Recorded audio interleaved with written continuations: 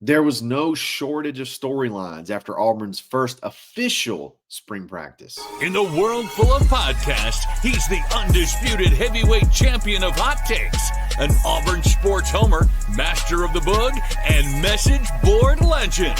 Get your buttons buttoned and your hats flattened because the Top Button Podcast is about to kick off. And you don't want to miss your courtside seat. Now, here's your host, Charlie 5.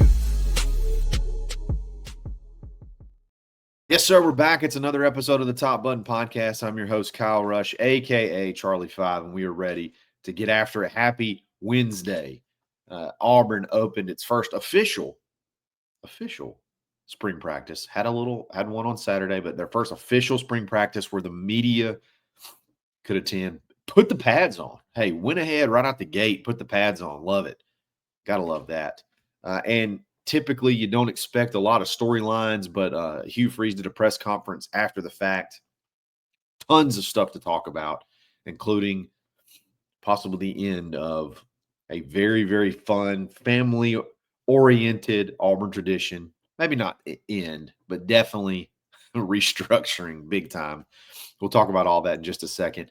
But before we do that, we got to give a shout out to Uncle Keith's Red Sauce. Go to UncleKeith'sRedSauce.com. Use coupon code TheBarn25 to take 25% off your order. If you live in the state of Alabama, you can go to any Publix. If you live in Birmingham, you can go to any Piggly Wiggly.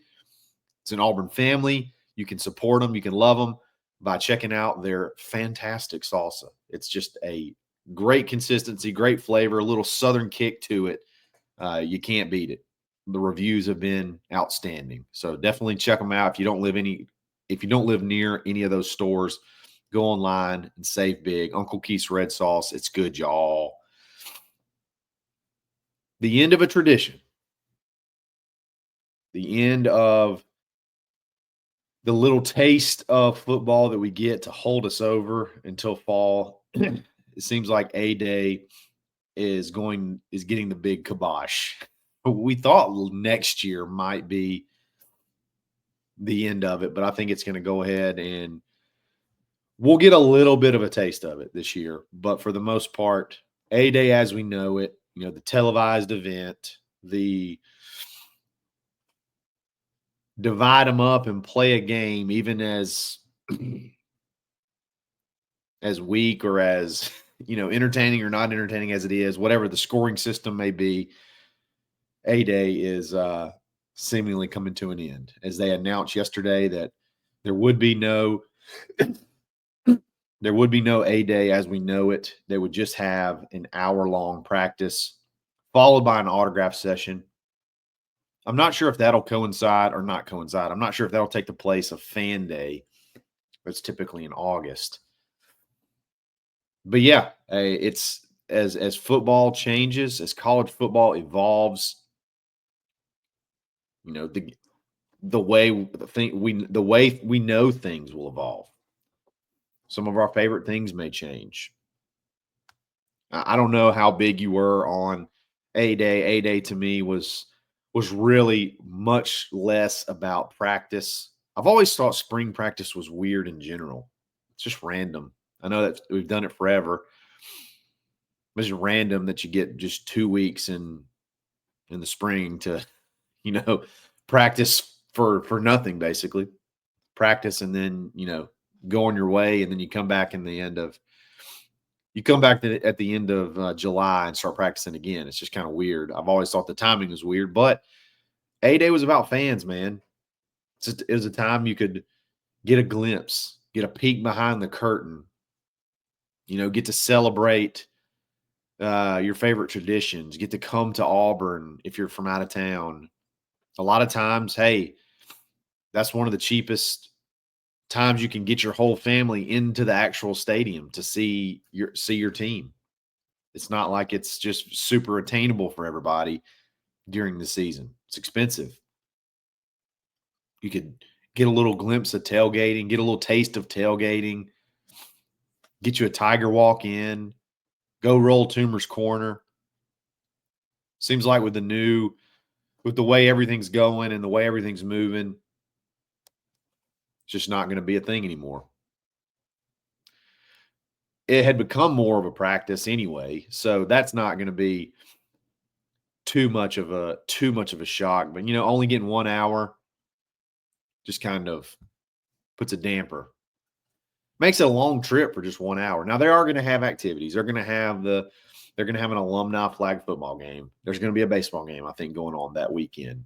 You can still make it an Auburn weekend, but it's just kind of a bummer that what does a 1 hour practice look like? What are you actually going to get to see? It's just kind of strange. I think Hugh's really lobbying for spring, and I think most coaches are, to just go completely away. Let's just don't even do spring anymore. Let's do our workouts. Let's do our team. If we want to do our team-led practices, throwing sessions, workout sessions, study, film study, things like that, that's fine. Let's do that. But we'll do some OTAs in the summer in June when everybody can report. And, that does make sense. Yeah, most of the time freshmen enroll in December now, but there's still a lot of, Auburn still has, 4 or 5 guys that won't be here until June or the end of May. Even got some portal guys that won't be here till then. You'll even have some guys on the team now that will leave, and you'll have some new guys that you will add before June. So it does make sense that in June, that's whenever you actually will have your full roster. So why don't we wait until then and do some OTAs similar to the NFL, put some pads on, do a little of this, do a little of that, get an idea of which way we're headed, and then get ready for fall. All that makes sense. It just sucks for the fans. It just stinks to have, see the things that make college football great, the traditions, everything that goes along with the pageantry around it. You're losing that little piece by little piece. Some of you may not even care. Some of you may not even like A-Day. A lot of local folks are kind of jaded by A-Day. I know, but for a lot of folks from out of town, it's just a time to, hey, love going to Auburn. It's an excuse to go to Auburn. It's an excuse to go get dressed up and go sit in the stadium and go watch a quote unquote game. College football's changing, and we're seeing that this year. Did not expect it this fast, but it'll still be fun. It'll still be fun. You'll still get a chance to see the team for an hour, and this may be the last time. So if you're going to come, you better come. If you want to see them, you better come, because I think the springs in general may be close to getting the big kibosh, getting ended. So that was the biggest storyline that came out of yesterday, that, hey, Auburn's not going to do the A-Day game anymore. Another big storyline that seemed to be everybody was talking about were injuries. Injuries seem to be – there seem to be a lot of them, actually. Some of them expected, some of them not super surprising, and then some of them a little bit more surprising. And we'll talk about each individual one here in just a second. But before we do that, let's give a quick shout out to mybookie.ag. Use coupon code BARN for a 50% deposit bonus up to $1,000. So whatever you give them, you're going to get 50% of that deposit back in free play, free money to go bet on Auburn basketball, the NBA, Auburn I don't know. You may not be able to bet on Auburn baseball, but you can bet on Major League Baseball, or you can go play in the casino. A lot of fun. Great website. Easy, very intuitive, easy deposits, easy withdrawals. Check them out. It's mybookie.ag. The biggest injury surprise, and when I say surprise, I just mean as far as like how significant to me was Darrell Robinson. Some of these guys we mentioned, they still dressed out. They still put pads on. Darrell Robinson did not. Apparently, he came in this year. He came in the winter with a leg issue and had surgery almost immediately after he got here. Not sure how we didn't hear about that, but he was not at practice. He was one of the top folks that I was excited about seeing in spring just because of, we talked about it on our day, we talked about running backs, just the added element that he brings to that room. I was told there's nothing to worry about. He'll be back for fall. Should be 100%. Shouldn't be an issue at all. But that is something you're not going to hear much about. You're not going to hear anything about Darrell Robinson. He's probably going to miss the whole spring as he gets healthier after some sort of leg injury that was serious enough to have surgery, but not serious enough to keep him out of the season. So that's one to definitely mark down. Keldrick Falk, again, I don't think his injury is super serious. I don't even really know exactly what it is. He was dressed out. He was in pads, but he's apparently going to miss some part of spring. So, again, nothing to be concerned about. He was wearing pads yesterday. He was going through some drills yesterday. I think probably more of the full speed or mostly full speed team stuff. He's probably going to sit out. DeMarcus Riddick, same thing. He was working in the indoor, came to the outdoor, was wearing pads, went through a lot of drills, just didn't go through the team stuff.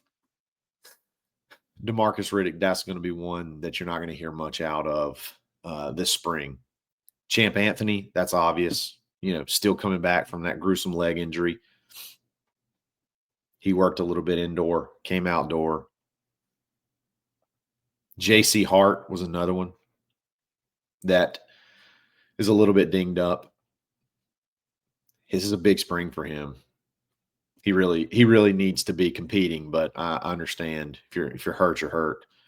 Connor Lew, another one that is dinged up. He was dressed out, so again, nothing to worry about. And then Xavier Chaplin. I think the big thing about Xavier Chaplin that is exciting. We talked about him, and we talked about his shoulder issue. We talked about that he had a procedure shortly after he got here. Coaches were 100% aware of it. Wasn't a surprise. They knew it was something that was going to have to be fixed right away as soon as he got here. He's good enough that you take that chance regardless. I think even he was dressed out to an extent yesterday. That's big because I didn't even expect him to I did not even expect him to be dressed out. I figured it was a significant enough shoulder issue that I thought it would take a little bit longer for him to really be able to do much of anything. But he's at least practicing in some capacity, which is big.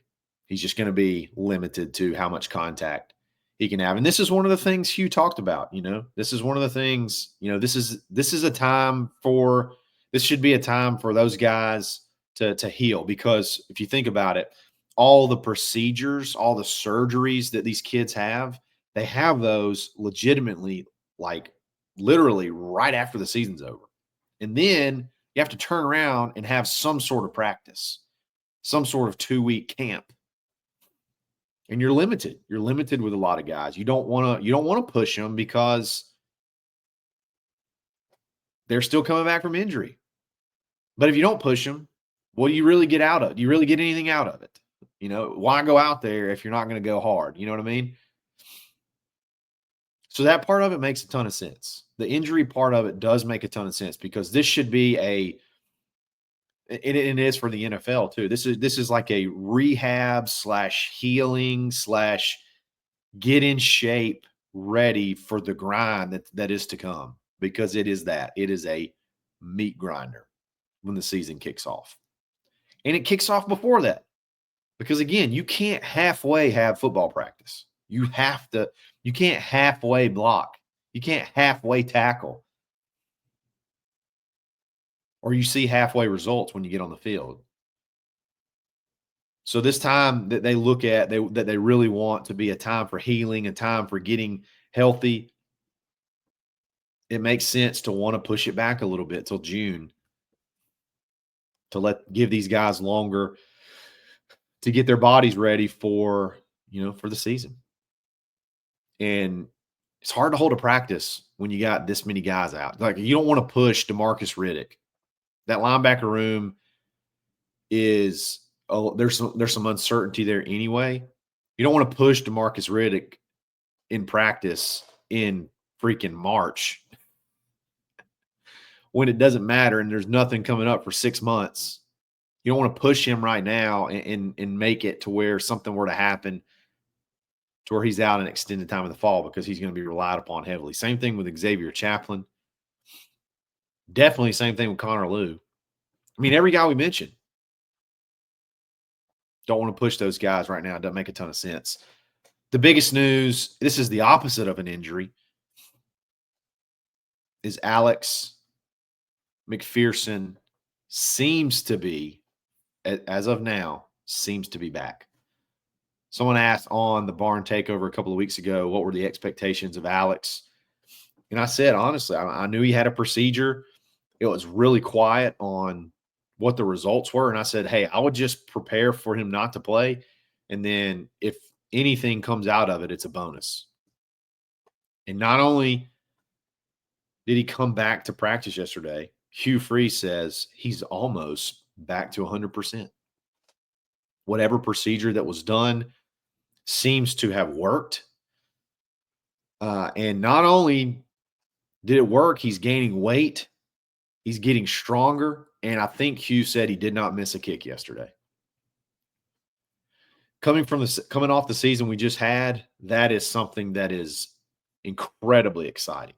Again, as finicky as this thing has been, I would still keep the mindset. I would still probably have the mindset, anything that you get out of Alex this year is a bonus. Because you just don't know.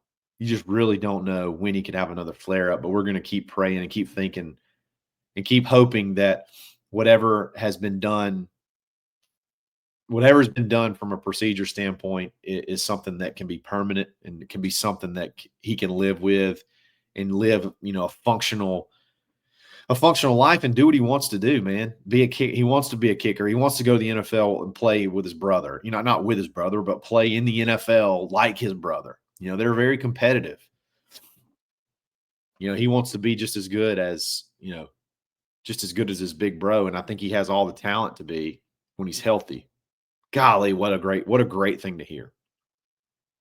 What a great thing to hear that not only, I would have been happy if he's just out there and participating in some capacity.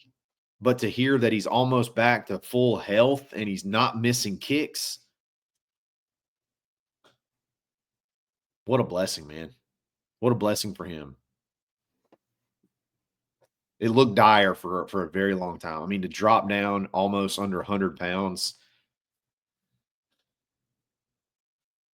and then to be able to gain it back after your deal, be able to gain it back and then gain your leg strength back and then be able to, just go back out there and jump back on the bike. Kicking does not really seem like a jump back on the bike type skill, but for Alex, it seems that's the case. So huge news. No lack of storylines. And Hugh did a press conference and he said some things that, it'll get your blood flowing. Talking about the wide receiver rooms, talking about quarterback play early. It's good stuff, man. We're going to break it all down as spring continues. Really appreciate you guys. Listen, let me know what you think. Let me know what you think about A-Day. Am I blowing that out of proportion? Did you even like A-Day? Did any of you make it a tradition? We did in my family. Low pressure for kids. Low pressure to take young kids, and we always enjoyed it. But I'd love to hear your thoughts. Don't forget to go to mybookie.ag and sign up. Use that coupon code. Get that bonus. Take that free play. Stack it to your chin and win big. And then if you need a real estate agent in the area, you want to move to Auburn, move away from Auburn, build a house in Auburn. There may not be anybody that knows more about the local builders in town than me. I can put you in the right direction. You can hit me up on Twitter, hit me up on Instagram. You can email me at krush with a K at thekeyagency.realestate. Even if you just want to invest in Auburn, you don't even want to live here. You just want to invest, I can be your guy. So hit me up and I'll help you out. Guys, I really appreciate it. Thanks for listening. It's another episode of the Top Button Podcast. Stay buttoned. Thanks for listening, and drive home safely.